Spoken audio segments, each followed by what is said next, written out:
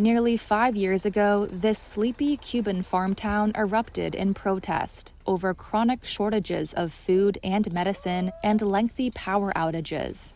The demonstrations here in San Antonio de los Banos triggered a wave of protests across the country that shook the communist government. Police clashed with the protesters, leading to the arrest of more than 1,500 people at the time. And human rights monitors say about 800 remain behind bars. That crackdown has had a chilling effect on Cubans, even as the country faces the same mounting problems, with shortages made worse by a U.S.-imposed oil blockade and sanctions. Brian Jimenez says he was in San Antonio de los Banos during the 2021 protests. At first, they weren't beating people up. The police were stopping people, but they weren't hitting them. Then some cars arrived with guys in berets, and they roughed up the people. I can assure you that people aren't going to protest in the streets because they're afraid. Jimenez is one of several people Reuters interviewed that remember the brutality of the government crackdown, a testament to the enduring power of Cuba's security apparatus. Reuters could not verify his account of police beatings, though other demonstrators and human rights groups reported similar accounts of abuse.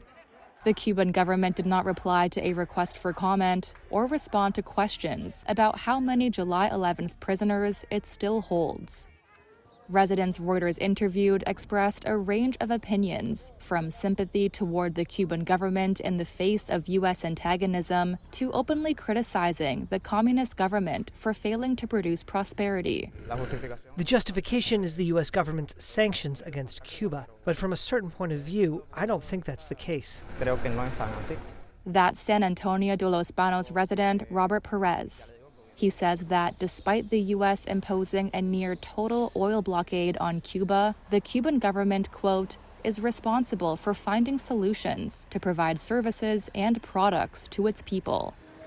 In the Havana neighborhood of La Guinera, another flashpoint community of the 2021 protests, resident Adalberto Castro turned his ire to Washington. We've been dealing with this mess for 66 years, brother. If we don't reach an understanding, it's going to be very difficult for things to improve on either side. If they don't ease up on us over there, and we don't ease up here, because I think both sides have responsibility. There has to be consensus, because they have to take some of the pressure off us, because we're really suffocating here. The U.S. imposed sanctions on Cuba long before July 11, 2021, largely with the intent to pressure and destabilize the communist government. But the U.S. has tightened the screws this year after it captured Venezuelan President Nicolas Maduro, Cuba's most important ally, and imposed a near-total oil blockade.